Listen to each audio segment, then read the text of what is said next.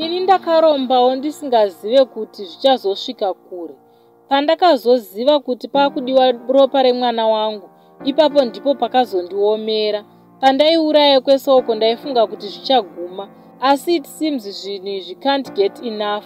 Vana vangu vakuitawo vachimborasika njere, vomboita nani. Vanoita nani paya, chidhoma ndopachinouya choti chiri kuda ropa rangu, meaning kuti chiri kuda vana, kutaura sure I love my kids and I don't see myself sacrificing them nekuda kwemari.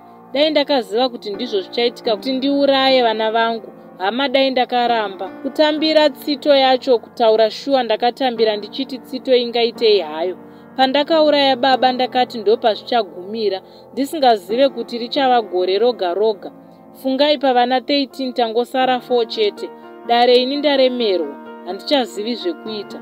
Iko zvino vana zvinhu hazvichafamba. Kana neni kubasa ndakuda kutopiwa early retirement, asi ndaiva munhu aizezwa pabasa.